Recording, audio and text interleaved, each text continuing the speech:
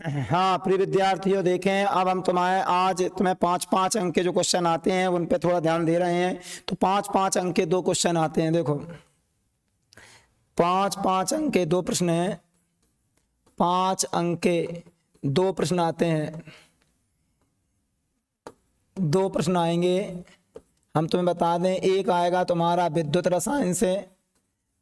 रसायन से, और एक आएगा एल्डिहाइड कीटोन और कार्बोक्सिलिक अम्ल से, कीटोन कार्बोक्सिलिक अम्ल से। तो ये वाली 1 शॉर्ट वीडियो हमने बनाई दी है, एल्डिहाइड कीटोन और कार्बोक्सिलिक एसिड। तो ये वाली बन गई तो जहाँ में तो 5 अंक मिले जाएंगे। फिर भी हम बता दें एल्डिहाइड कीटोन और कार्बोक्सिलिक अम्ल वाली यूनिट से आप नेम रिएक्शन, अंतर, नेम रिएक्शन और प्रयोगशाला विधि पहले तैयार कर लियो तो इनमें से 5 अंक फंस जाएगा। 2 लैब मेथड कर लियो, प्रयोगशाला विधि एक, सीख सिरका विधि एक, एसीटोन कर लियो, कुछ नेम रिएक्शन जो पढ़ाई हमने 1 शॉर्ट लेक्चर वो कर लियो, ठीक है। और इधर विद्युत रसायन जो है इसका हम 1 शॉर्ट वीडियो बना रहे हैं। तो विद्युत रसायन का 1 शॉर्ट वीडियो में देखते हैं। आगे देख, तो विद्युत रसायन जो इंपॉर्टेंट यूनिट है उसमें हम तुम्हें बता रहे हैं कुछ पदार्थों के गुण होते हैं, उन पे सबसे पहले चर्चा करते हैं। पदार्थों के कुछ गुण होते हैं, उन पे चर्चा करते हैं। टेबल बना के अध्ययन करेंगे। पदार्थों के कुछ गुण होते हैं, उन पे चर्चा करने वाले हैं। तो पदार्थों के गुण देखते हैं। 4 मेन है। एक होता है प्रतिरोध, एक होता है तुम्हारी चालकता, विशिष्ट प्रतिरोध। बड़ा धमाकेदार वीडियो बनेगा, आपके 9 अंक पक्के हैं। ये यूनिट काफी अच्छी यूनिट है, बड़ी यूनिट है। तो इस तरीके से आपको कराने वाले हैं। चालकता, विशिष्ट चालकता साथ में जुड़े रहें तो आपके 9 अंक पक्के होने वाले हैं। विशिष्ट चालकता पूरा 1 शॉर्ट वीडियो है विद्युत रसायन का। ये आपकी विद्युत रसायन है। विद्युत रसायन का 1 शॉर्ट वीडियो बन रहा है। विद्युत रसायन, इलेक्ट्रोकेमिस्ट्री, विद्युत रसायन। ध्यान से देखेंगे, विद्युत रसायन में पहला टॉपिक हम पढ़ा रहे हैं पदार्थों के गुण। तो पदार्थों के गुण कौन कौन से हैं? ये 4 हमने पदार्थों गुण बताए। प्रतिरोध, विशिष्ट प्रतिरोध, चालकता, विशिष्ट चालकता। ध्यान से देखना, अगर तुम अच्छे से पढ़ोगे तो ये आपको ओटी भी यहीं से याद हो जाएंगी। ध्यान से देखना, बड़ा महामैराथन चालू होने वाला है, ठीक है। प्रतिरोध का सबसे पहले संकेत देखते हैं। प्रतिरोध का संकेत सबसे पहले संकेत देखते हैं। प्रतिरोध का संकेत होता है R, विशिष्ट प्रतिरोध का रोह, ये रोह है इसका RHO, रोह, ठीक है। चालकता का C है, विशिष्ट चालकता का कप्पा है, इसे कप्पा पढ़ते हैं। सबसे पहले संकेत याद कर लो। चलो ये संकेत याद हो गए, उसके बाद आ जाओ संकेत के बाद इसका मात्रक याद कर लो। मात्रक याद कर ले, मात्रक। देखो हम ये 4 क्वेश्चन एक साथ लेके चल रहे हैं, एक पेज में आ जाएंगे, ठीक है। इनमें से एक फंस जाएगा, ठीक है। मात्रक इसका क्या है? ओम शांति करते हैं, जैसे अपन नहीं कहते ओम शांति, तो ठीक बना लो। ओम सेंटीमीटर, ओम शांति की जगह centimetre. Ohm inverse, centimetre inverse. Ohm inverse, चालकता का मात्रक ओम इनवर्स, इसका होता है ओम इनवर्स, सेंटीमीटर इनवर्स। डायरेक्ट याद कर सकते हो, लॉजिक से निकाल भी सकते हो, निकाल के भी बताएंगे। प्रतिरोध का मात्रक ओम होता है, विशिष्ट प्रतिरोध का ohm centimetre, ohm inverse centimetre. ओटी में आ सकते हैं, ध्यान से है, इन्हें निकाल के भी बताएंगे आगे चल के। देखो अब इनकी आ जाए सैद्धांतिक परिभाषा। एक सैद्धांतिक परिभाषा होती है, एक गणितीय परिभाषा होती है। तो इस सैद्धांतिक परिभाषा भी देखेंगे, गणितीय परिभाषा भी देखेंगे। सूत्र याद कर लो तो गणितीय परिभाषा याद हो जाएगी। संकेत याद करो, मात्रक याद करो, और उसके बाद को पढ़ा तो सबने होता है, ये रिवीजन चल रहे हैं, फास्ट रिवीजन करा रहे हैं। तो इस प्रतिरोध का सूत्र होता है V/I। V माने होता है विभवांतर, V माने विभवांतर, I माने विद्युत धारा की तीव्रता।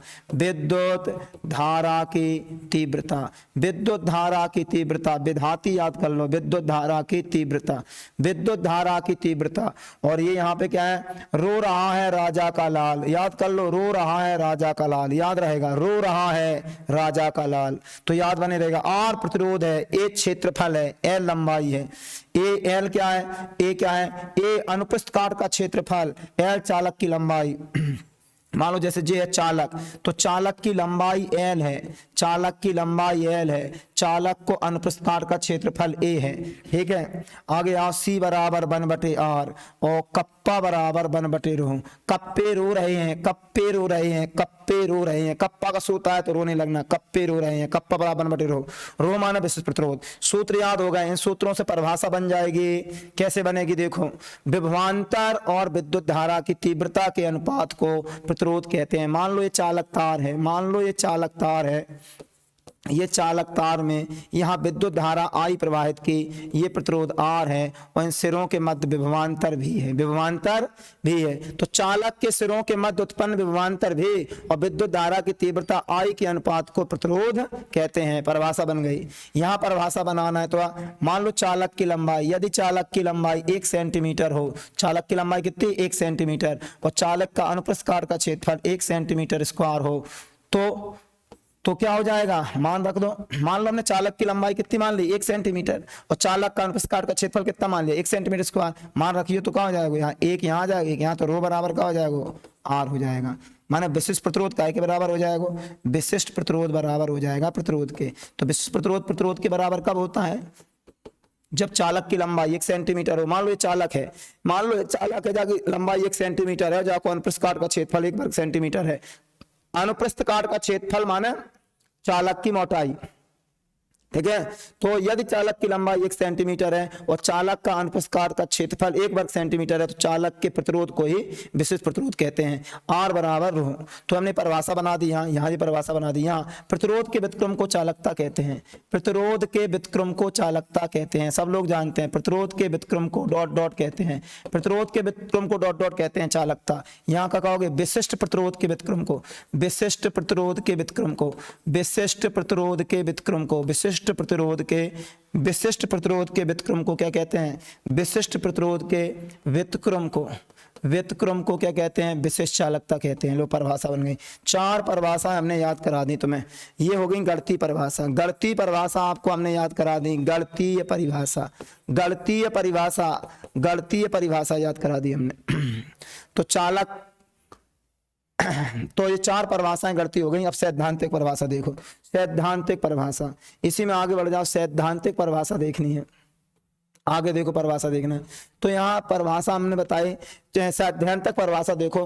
प्रतिरोध की परिभाषा, जैसे पदार्थ है, पदार्थ में विद्युत धारा प्रवाहित करेंगे, विद्युत धारा प्रवाहित नहीं होगी, तो पदार्थों का वैगुण जो अपने में प्रवाहित की गई विद्युत धारा का विरोध करता है, प्रतिरोध कहलाता है। पदार्थों का वैगुण जो अपने प्रवाहित की गई विद्युत धारा का विरोध करता है, प्रतिरोध कहलाता है। प्रतिरोध की सैद्धांतिक परिभाषा हो गई। क्या कहोगे, पदार्थों का वैगुण, पदार्थों का वैगुण, पदार्थों का वैगुण जो अपने में प्रवाहित की गई, अपने में प्रवाहित की गई धारा का विरोध करता है, अपने में प्रवाहित की गई धारा का विरोध करता है, प्रवाहित की गई धारा का विरोध करता है, धारा का विरोध करता है, प्रतिरोध कहलाता है। देख, जहां मैं चालकता में उल्टा कर दो, पदार्थों का वैगुण जो अपने में प्रवाहित की गई धारा का विरोध नहीं करता है, चालकता कहलाता है। ठीक है, तो ये परिभाषा इस तरीके से याद हो जाती है। तो आगे बढ़ते अब इनकी गणितीय व्याख्या देखते हैं, गणितीय व्याख्या देखते हैं। इन्हीं चीजों की हम क्या देख रहे हैं, गणितीय व्याख्या। किन की गणितीय व्याख्या देखने वाले हैं, प्रतिरोध की गणितीय व्याख्या देखने वाले हैं, विशिष्ट प्रतिरोध की, चालकता की और विशिष्ट चालकता की। ठीक है, आगे बढ़ रहे हैं, इनकी गणितीय व्याख्या देख रहे हैं, गौर करना। ठीक, आगे बढ़ो। पहले इनका इतने का स्क्रीनशॉट ले सकते हो, अगर लेना चाहो तो देख लो, हम नीचे निकाल देते हैं। पहले इतने का स्क्रीनशॉट ले सकते हैं आप, इतनी चीजों का स्क्रीनशॉट ले लो आप। पदार्थों के 4 गुण हैं, इतने का स्क्रीनशॉट ले लो, इतने का स्क्रीनशॉट ले सकते हैं। जल्दी करो फटाफट, चलो आगे बढ़ते हैं। अब इनकी गणितीय व्याख्या देख लेते हैं। गणितीय व्याख्या काय की गणितीय व्याख्या देख रहे हैं प्रतिरोध की। तो प्रतिरोध की गणितीय व्याख्या देखते हैं ओम के नियम से। ओम के नियम से याद कर लो, बहुत ही अच्छा नियम है ओम का नियम। ओम के नियम में 3 बातें लिखते हैं, कब दिया, किसने दिया, क्यों दिया। तो सन 1826 में दिया गया। कब दिया गया, 1826 में। किसने दिया, जॉर्ज साइमन ओम ने, जॉर्ज साइमन ओम ने दिया। क्यों दिया? VIR में संबंध बताने के लिए।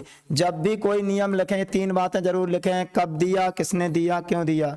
कब दिया, किसने दिया, क्यों दिया। कब दिया? सन 1826 में। किसने दिया? जॉर्ज साइमन ओम ने। क्यों दिया? VIR में संबंध बताने के लिए। तो OT कहीं से भी पूछी जा सकती है, लेक्चर को ध्यान सुनते रहो, OT वैसे याद हो जाएंगी। ठीक है, अब नियम आ जाओ। मान लो ये चालक तार है, ठीक है, इसमें प्रवाहित विद्युत धारा की तीव्रता I है, प्रतिरोध R है और विभवांतर भी है। तो विभवांतर जो होता है, विभवांतर जो होता है वो प्रवाहित की गई विद्युत धारा की तीव्रता के समानुपाती होता है। विद्युत धारा की तीव्रता के समानुपाती होता है। विद्युत धारा की तीव्रता के समानुपाती होता है, ध्यान रखना। यहाँ थोड़ा आ जाओ। विभवांतर जो होता है, विभवांतर जो होता है विद्युत धारा की तीव्रता के समानुपाती होता है। विद्युत धारा की तीव्रता के समानुपाती, विद्युत धारा की तीव्रता के समानुपाती होता है। यहाँ शर्त है, यदि चालक की भौतिक अवस्थाएं अपरिवर्तित रहें। ध्यान रखना, यहाँ एक शर्त लगाई जाती है, यदि चालक की भौतिक अवस्थाएं अपरिवर्तित रहें। जो चालक जो दिख रहा है, ये चालक की यदि भौतिक अवस्थाएं अपरिवर्तित रहें, चालक की यदि भौतिक अवस्थाएं अपरिवर्तित रहें तो विभवांतर विद्युत धारा की तीव्रता के समानुपाती होता है। विभवांतर बोले तो भी विद्युत धारा I। समानुपाती हटाएंगे तो एक स्थिरांक आएगा, जहां R क्या है, जहां एक स्थिरांक है R, इसे कहते हैं विशिष्ट प्रतिरोध, सॉरी इसे कहते हैं प्रतिरोध। इस स्थिरांक को प्रतिरोध कहते हैं, प्रतिरोध कहते हैं। पक्षांतर कर दो, V/I बराबर R। मान विभवांतर और विद्युत धारा की तीव्रता का अनुपात प्रतिरोध कहलाता है। ये ओम का नियम हो गया। ठीक, बहुत ही इंपॉर्टेंट नियम है, लॉक कर दो ओम का नियम। इसमें 3 नियम इंपॉर्टेंट है, तीनों करना है। ओम का नियम, फैराडे नियम और कोलरास नियम। ठीक है, देखते हैं, आगे आ जाओ। अब हम देखते हैं विशिष्ट प्रतिरोध। तो विशिष्ट प्रतिरोध में मान लेते हैं ये कोई चालक है, चालक की लंबाई L है और अनुप्रस्थ काट का क्षेत्रफल A है। तो जो प्रतिरोध होता है वो लंबाई के समानुपाती होता है। ध्यान रखो, प्रतिरोध लंबाई के समानुपाती है और प्रतिरोध क्षेत्रफल के व्युत्क्रमानुपाती है। समीकरण 1 व 2 से, 1 व 2 से देखेंगे R समानुपाती L/A, तो R बराबर रो आ जाएगा। ठीक है, तो रो बराबर का आ जाएगा राजा का लाल। हो गया सिद्ध ना, रो रहा है राजा का लाल, रो रहा है राजा का लाल। ये सूत्र सिद्ध हो गया, विशिष्ट प्रतिरोध का सूत्र आ गया है। यदि L बराबर 1 सेंटीमीटर ले लें, A बराबर 1 सेंटीमीटर स्क्वायर ले लें तो रो बराबर R हो जाएगा। ठीक है, तो ये हमने परिभाषा पहले ही बता दी थी। यदि चालक की लंबाई 1 सेंटीमीटर हो और चालक का अनुप्रस्थ काट का क्षेत्रफल 1 वर्ग सेंटीमीटर हो तो चालक के प्रतिरोध को विशिष्ट प्रतिरोध कहते हैं। चलो, ये सिद्ध हो गया। तीसरी बात देखो, तीसरे में अपन को सिद्ध नहीं करना है, इसमें सिद्ध करना है रो में। इसमें कोई डेरिवेशन नहीं है, इसमें डेरिवेशन नहीं है, इसमें डेरिवेशन नहीं है, इसमें डेरिवेशन है। तो क्या था, यहाँ व्युत्पत्ति देखते हैं, व्युत्पत्ति देख लेते हैं। व्युत्पत्ति देख लें तो हम कप्पा बराबर क्या लगाएंगे, 1/रो। समीकरण नंबर 1, चूंकि रो बराबर क्या होता है, राजा का लाल, राजा का लाल। रो का मान धर देते हैं, रो का मान समीकरण 1 में रखने पर, रो का मान धर दें समीकरण 1 में। ग्राफ देखते जाएं, रो का मान कहाँ रख दें, रो का मान समीकरण 1 में, रो का मान समीकरण 1 में रखेंगे, रो का मान समीकरण 1 में रखेंगे। थोड़ा सुनते जाएं, ठीक है, जल्दी जल्दी बता रहे हैं, ध्यान दें। रो का मान समीकरण 1 में रख दो, रो का मान समीकरण 1 में रख दो तो कप्पा बराबर का हो जाएगा 1/R × A/L। L कहाँ पहुंच जाएगी, ऊपर, तो कप्पा बराबर का हो जाएगा 1/R L/A। 1/R क्या होती है, C के बराबर होती है। तो कप्पा बराबर सीला, याद कर लो, कप्पे सीला के लिए रो रहे थे, कप्पे कौन के लिए रो रहे थे, सीला के लिए। ऊपर नहीं बताई थी कप्पा बराबर 1/रो, अब ये कप्पा बराबर का है सीला। समीकरण नंबर 2। ठीक, यदि L बराबर क्या हो, 1 सेंटीमीटर हो, A बराबर 1 सेंटीमीटर स्क्वायर हो तो कप्पा बराबर का हो जाएगा C। एक नई परिभाषा, यदि चालक की लंबाई 1 सेंटीमीटर हो, यदि चालक की लंबाई 1 सेंटीमीटर हो, चालक का अनुप्रस्थ काट का क्षेत्रफल 1 वर्ग सेंटीमीटर हो तो चालक की चालकता को विशिष्ट चालकता कहते हैं। जैसे हमने विशिष्ट प्रतिरोध की परिभाषा बनाई थी वैसी विशिष्ट चालकता की परिभाषा बनाई थी। विशिष्ट चालकता की 2 परिभाषा याद हो गई, एक नीचे वाली ये हो गई, एक ये परिभाषा हो गई। विशिष्ट प्रतिरोध के व्युत्क्रम को विशिष्ट चालकता कहते हैं, विशिष्ट प्रतिरोध के व्युत्क्रम को विशिष्ट चालकता कहते हैं। वो एक परिभाषा नीचे हो गई। तो 4 परिभाषाएं हो गई हैं। अब गणितीय व्याख्या हो गई है। अब इनके मात्रक देख लो, इन सब के मात्रक देख लें, इनकी स्क्रीनशॉट ले लो। पहले गणितीय व्याख्या की स्क्रीनशॉट ले लें, गणितीय व्याख्या की स्क्रीनशॉट ले लो। हम छोटा कर नहीं रहे हैं, गणितीय व्याख्या की स्क्रीनशॉट ले लें। ये देखो छोटा हो गया, ये देखो, ले लो स्क्रीनशॉट भाई, जल्दी फटाफट लेते जाओ, बहुत अच्छा है, पूरा रिवीजन करा देते हैं, 9 अंक पक्के करा देंगे, 9 अंक पक्के होंगे। आगे देखो मात्रक, देखो इनके मात्रक, चारों के मात्रक देखते हैं, काय के, आर का मात्रक, रो का मात्रक, सी का मात्रक और कप्पी का मात्रक। ठीक, इसका मात्रक निकालना है तो आर बराबर वी बटे आई, वी बटे आई। वी का मात्रक क्या होता है, वोल्ट, और इसका क्या होता है, एम्पियर। तो वोल्ट प्रति एम्पियर, या इसी का क्या कह देते हैं, ओम। लो, वोल्ट प्रति एम्पियर या ओम, इसका निकालना तो रो बराबर आर इंटू ए बटे एल। सूत्र याद रखोगे तो सब कुछ होगा। आर का मात्रक रखो, ओम होता है, जिसका क्या होता है, क्षेत्रफल का सेंटीमीटर स्क्वायर, लंबाई का सेंटीमीटर, सेंटीमीटर सेंटीमीटर कट गए, ओम सेंटीमीटर। जो पहले हमने डायरेक्ट याद करा दिए थे वो सिद्ध कर रहे हैं। देखो आर का मात्रक क्या हो गया, ओम हो गया, रो का मात्रक क्या हो गया, ओम सेंटीमीटर हो गया। इसका देखो चालकता का, सी बराबर 1 बटे आर, तो सी का मात्रक हो जाएगा 1 बटे ओम, ओम ऊपर पहुंच जाएगा, ओम इनवर्स, ओम इनवर्स। ठीक, कप्पे का मात्रक क्या रखना है, कप्पा बराबर 1 बटे रो, तो रो का मात्रक क्या होता है, 1 बटे ओम सेंटीमीटर, ओम सेंटीमीटर। ऊपर जाएगा तो क्या हो जाएगा, ओम इनवर्स सेंटीमीटर इनवर्स, ओम इनवर्स सेंटीमीटर इनवर्स। हो गया ना। तो चारों मात्रक सिद्ध हो गया, स्क्रीनशॉट ले लो। चारों मात्रक सिद्ध कर दिए हमने, ये 4 क्वेश्चन आपके हमने कंप्लीट करा दिए। आगे बढ़ते हैं, ध्यान दो। अब इसमें 2 और आती हैं, मोलर चालकता, तुल्यांकी चालकता। ध्यान दो, तुल्यांकी चालकता एक होती है तुल्यांकी चालकता और एक होती है मोलर चालकता। ध्यान दें, एक होती है मोलर चालकता, एक होती है तुल्यांकी चालकता। वेरी वेरी इंपॉर्टेंट, लॉक कर दो 2023। मोलर चालकता और तुल्यांकी चालकता आती हैं। ध्यान दो, ये 6 शब्दों में से जो दो हम ग्राफ बना रहे हैं, इनमें से आने हैं विशिष्ट चालकता। दोनों को एक साथ याद करो, मोलर चालकता और विशिष्ट चालकता। मोलर चालकता का संकेत लैम्डा एम और तुल्यांकी चालकता का lambda E Q, lambda E Q. Molar चालकता और तुल्यांकी चालकता, ये 6 शब्द हैं। 4 शब्द वो बताए, 2 शब्द, ये 6 शब्द में गारंटी है एक क्वेश्चन मिलेगा। एक पेज में लिख लो 6 शब्द, तुलनात्मक याद कर लो। ठीक है, एक क्वेश्चन लगेगा अपन को। देखो मोलर चालकता क्या है, मोलर चालकता का मतलब 1 मोल विद्युत अपघट्ट, 1 मोल विद्युत अपघट्ट, 1 मोल विद्युत अपघट्ट, 1 मोल विद्युत अपघट्ट पदार्थ, विद्युत अपघट्ट पदार्थ के आयनों की चालकता। आयनों की चालकता क्या कहलाती है, 1 मोल विद्युत अपघट्ट, 1 मोल विद्युत अपघट्ट पदार्थ के आयनों की चालकता, ऐसे कह सकते हो। या 1 मोल विद्युत अपघट्ट पदार्थ से उत्पन्न आयनों की चालकता, 1 मोल विद्युत अपघट्ट पदार्थ से उत्पन्न आयनों की चालकता, 1 मोल विद्युत अपघट्ट पदार्थ से उत्पन्न आयनों की चालकता। उत्पन्न आयनों की चालकता क्या होती है, आयनों की चालकता मोलर चालकता कहलाती है। या फिर हम ऐसे भी कह सकते हैं 1 मोल विद्युत अपघट्ट युक्त विलयन, ऐसा विलयन जिसमें 1 मोल विद्युत अपघट्ट घुला है, उसकी चालकता क्या होगी, मोलर चालकता। तो वो भी परिभाषा सही है।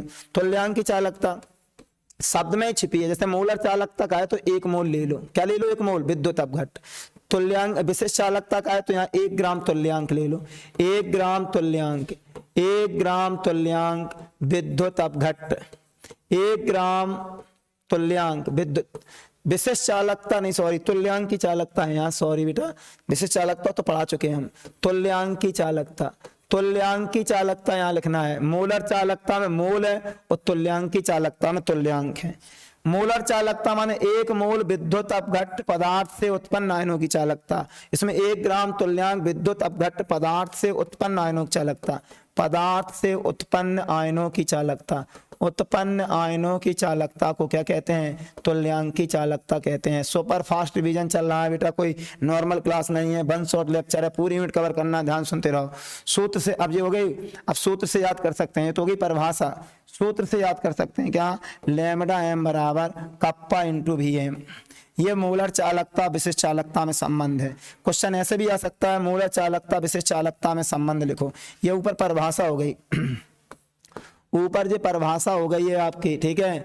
अब आपको संबंध बताना है, अगर संबंध कहो या सूत्र कहो, संबंध या सूत्र की बात आ जाए, किसमें संबंध बताना है, अगर क्वेश्चन ये आ जाए मोलर चालकता, मोलर चालकता व विशिष्ट चालकता में संबंध बताओ, मोलर चालकता व विशिष्ट चालकता में संबंध बताएं, विशिष्ट चालकता में क्या बताएं, संबंध बताएं, तो आप कैसे बताओगे, देखो ध्यान से। तो क्या है, सूत्र लिख लेंगे, लैम्डा बराबर कप्पा इंटू वी एम।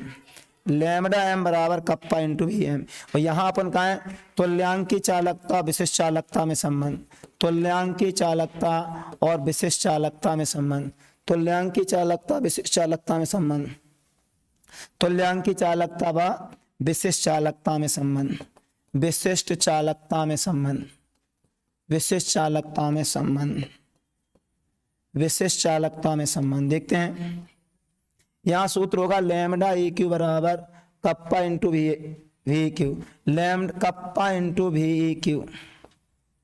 बहुत सरल सूत्र हैं दोनों के। मोलर चालकता का सूत्र होता है लैम्डा एम बराबर kappa into V M, kappa यहाँ लैम्डा ई क्यू बराबर कप्पा इंटू वी क्यू।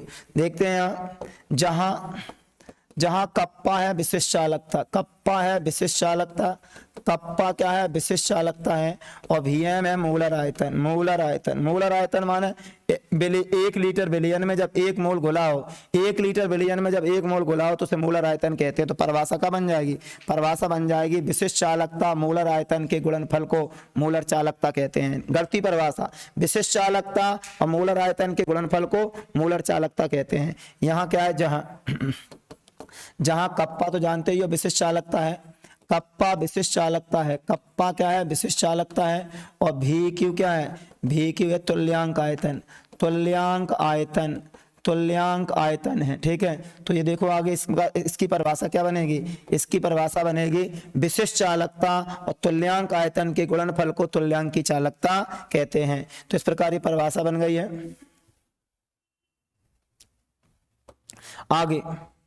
आगे इसमें देखो, आगे बढ़ाते हैं तो इसमें हम गलती व्याख्या करते हैं इसकी। तो देखो गलती व्याख्या, जैसे समीकरण 1 दे दो, तुलनात्मक अध्ययन करना है मोलर चालकता, तो एक के संग एक फ्री चल रहा है क्वेश्चन, ध्यान से देखियो।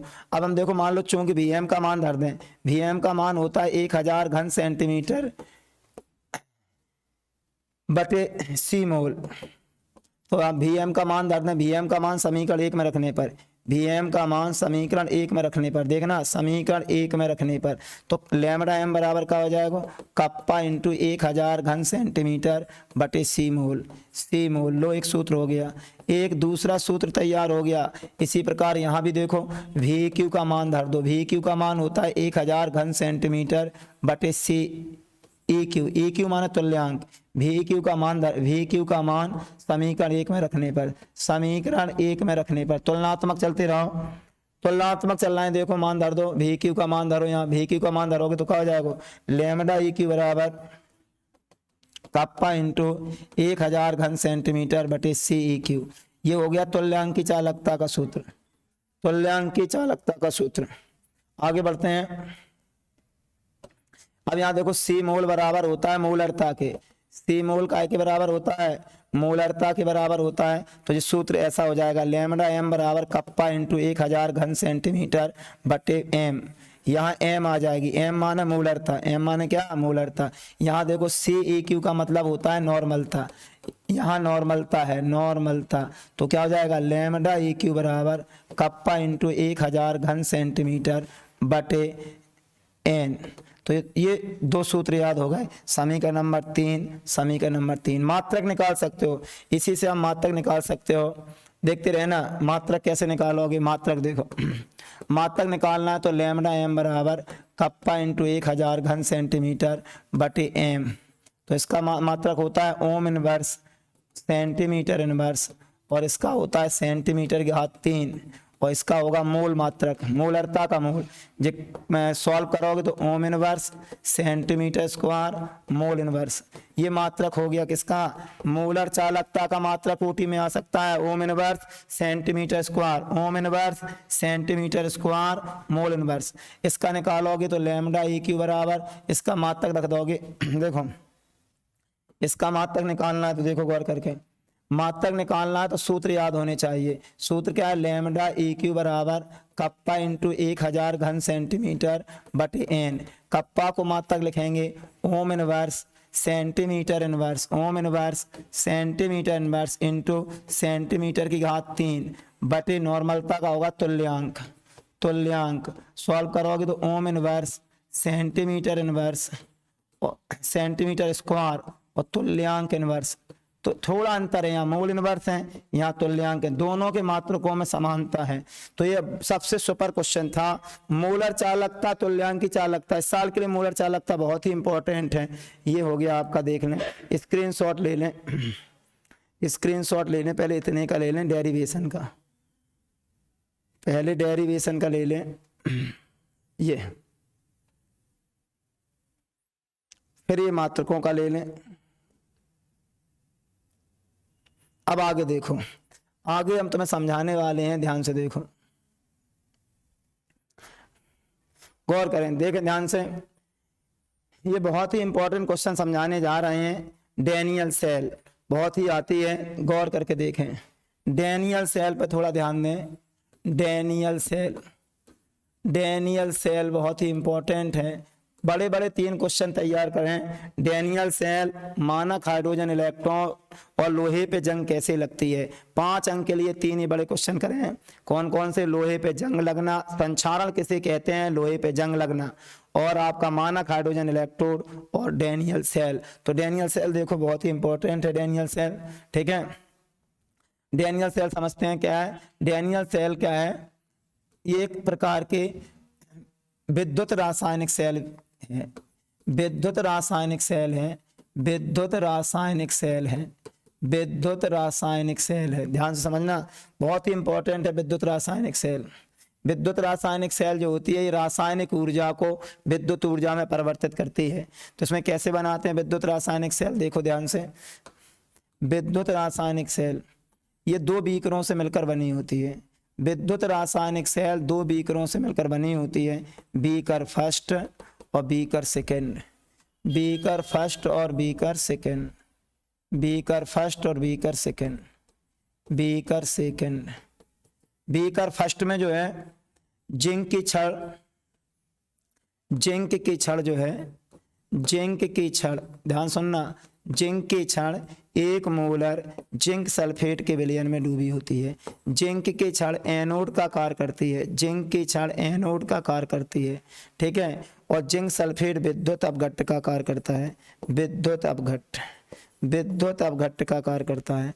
दूसरे बीकर में कॉपर की छड़, कॉपर की छड़, कॉपर की छड़ 1 मोलर कॉपर सल्फेट के विलयन में डूबी होती है, कॉपर सल्फेट के विलयन में डूबी होती है। कॉपर की छड़ कैथोड का कार्य करती है और ये विद्युत अपघट्ट का कार्य करता है, विद्युत अपघट्ट। विद्युत अपघट्ट वे पदार्थ होते हैं जो जल में घोले जाने पर आयनों में वियोजित हो जाते हैं। विद्युत अपघट्ट वे पदार्थ होते हैं जल में घोले जाने पर आयनों में वियोजित हो जाते हैं। जो एनोड होता है वो ऋणात्मक सिरा होता है, इस पे ऑक्सीकरण होता है। कैथोड जो है वो धनात्मक सिरा होता है जिस पे अपचयन होता है। एनोड, इस पर ऑक्सीकरण होता है, इस पे अपचयन होता है। जैसे जिंक की छड़ को 1 मोलर जिंक सल्फेट के विलयन में डुबोते हैं तो क्या होता है, समझना ध्यान से। जब जिंक की छड़ को 1 मोलर जिंक सल्फेट के विलयन में डुबोते हैं तो जिंक की छड़ इलेक्ट्रॉन को छड़ पर ही त्याग कर घुल घुल कर विलयन में आने लगती है। जिंक क्रियाशील धातु है, इसलिए 2 इलेक्ट्रॉन को त्याग कर घुलकर विलयन में आ जाती है। विलयन को AQ लिखते हैं, AQ माना जली विलयन। तो ये क्रिया ऑक्सीकरण की होती है। एनोड पर ऑक्सीकरण हो गया, जिंक की छड़ ऋणावेशित हो गई और विलयन धनावेशित हो गया। ठीक, कॉपर की छड़ में क्या होता है, कॉपर की छड़ जो 1 मोलर कॉपर सल्फेट में डुबोते हैं, कॉपर कम क्रियाशील होता है, कॉपर कम क्रियाशील होता है, इसीलिए कॉपर आयन विलयन से निकलकर छड़ पर आते हैं और छड़ से इलेक्ट्रॉन ग्रहण कर लेते हैं और ठोस के रूप में चिपक जाते हैं। इस प्रकार क्रिया अपचयन की होती है, क्रिया अपचयन की होती है और ये कैथोड का कार्य करता है, ठीक है। तो यहाँ ऑक्सीकरण हुआ, इधर अपचयन हुआ, यहाँ इलेक्ट्रॉन त्यागे जाते हैं, इलेक्ट्रॉन ग्रहण किए जाते हैं। जिंक की छड़ घुलने लगती है, पतली हो जाती है, कॉपर की छड़ मोटी होती जाती है। एक पर ऋण सिरा है, दूसरे पे धन सिरा है। इन दोनों छड़ों को एक चालक तार के द्वारा, एक चालक तार वोल्टामीटर की सहायता से जोड़ देते हैं, वोल्टामीटर की सहायता से जोड़ देते हैं, वोल्टामीटर की सहायता से जोड़ देते हैं।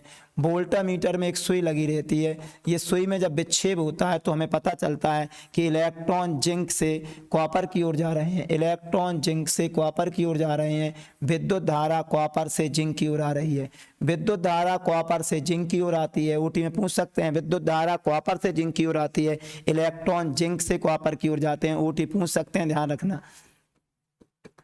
चालक तार द्वारा जोड़ देते हैं। फिर इन दोनों विलयनों को यू आकार की कांच की नली द्वारा जोड़ देते हैं। इस यू आकार की नली को लवण सेतु कहते हैं। लवण सेतु किसे कहते हैं ऊटी में आ सकता है, यू आकार की कांच की नली, यू आकार की कांच की नली को लवण सेतु कहते हैं।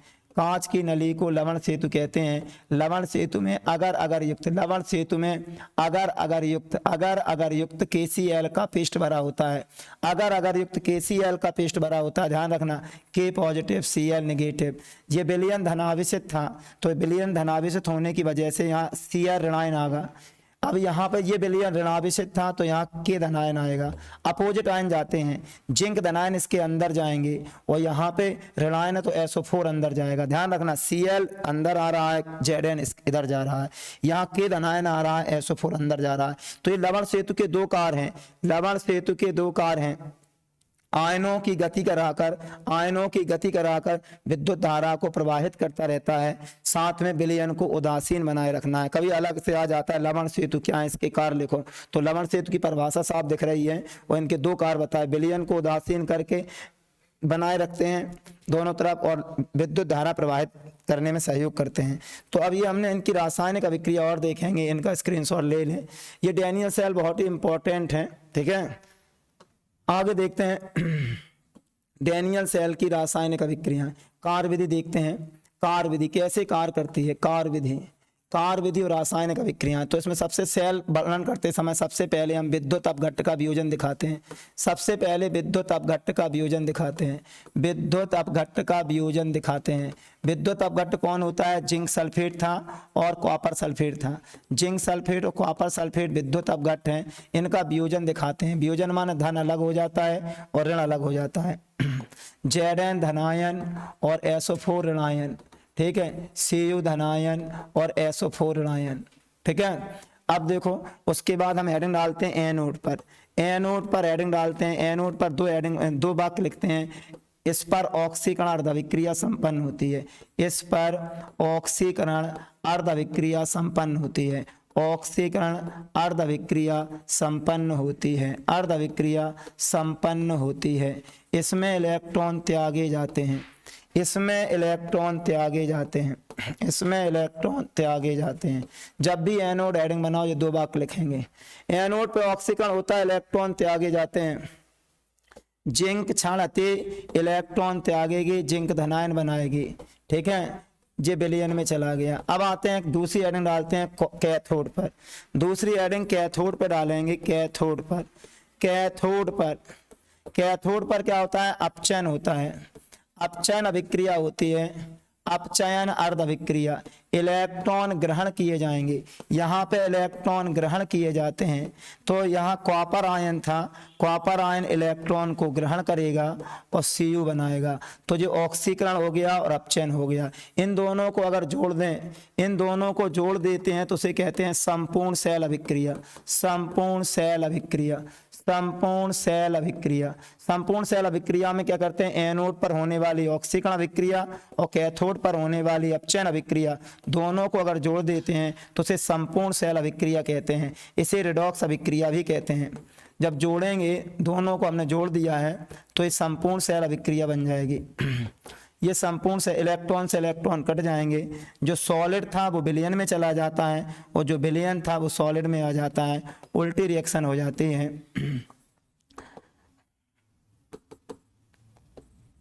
ये संपूर्ण सेल अभिक्रिया हो गई। संपूर्ण सेल अभिक्रिया का फिर प्रदर्शन करते हैं, सेल का प्रदर्शन। फिर एक हेडिंग आती है सेल का प्रदर्शन। सेल का प्रदर्शन कैसे करते हैं, देखो सेल का प्रदर्शन क्या करते हैं, जिंक ऋण था, जिंक सॉलिड थे, काय में चली गई थी, विलयन में चली गई थी। फिर लवण सेतु के डबल डंडा है, कॉपर आयन थे, कॉपर आयन काय में चले गए, कॉपर सॉलिड में चले गए, कॉपर धन था। ये सेल का प्रदर्शन है। तो इस प्रकार ये आपकी डैनियल सेल कंप्लीट हो गई।